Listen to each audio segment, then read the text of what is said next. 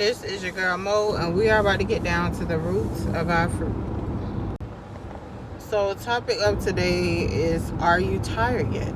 Question mark. Now, when I say "Are you tired yet?" I'm asking: Are you tired of giving complaints to God? Are you tired of not having strong faith? Are you tired of living a life of disobedience? Are you tired of not living the life of abundance that God has called us to live? Because one thing that people have to understand is that God has a reputation to uphold. So that is why all of his covenants and his ordinances and his laws, that's why they are important. And God made himself very important, his reputation very important, when he continued to tell everyone in scripture, do these things because I am the Lord your God.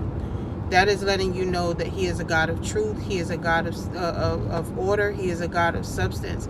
He is a God of abundance. And he doesn't want us looking like he doesn't take care of us. But when we go and we live in disobedience, that is when our life looks in shambles and we are blaming God for things that we are causing on ourselves.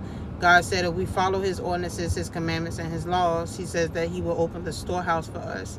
Just imagine what that storehouse would look like. God's provision can overrule every single thing that you try to obtain in this life.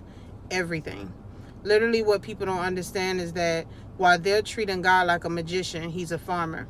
So when you're asking for things, the first process is you having a seed, and that seed is your prayer. So once you have actually put that prayer into motion, now it's time to put that seed in the dirt and cover it.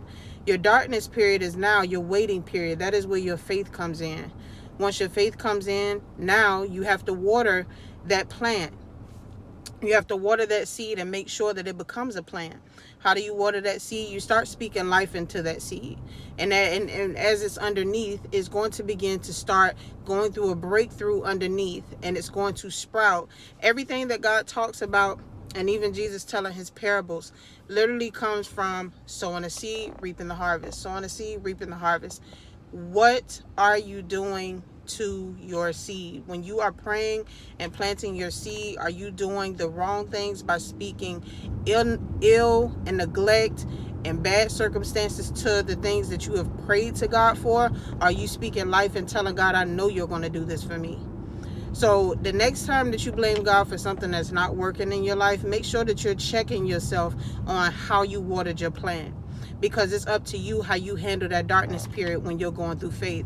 God said anything that you ask in my name, Jesus said anything that you ask in my name and believe, you shall receive. Some of y'all aren't receiving because you haven't believed.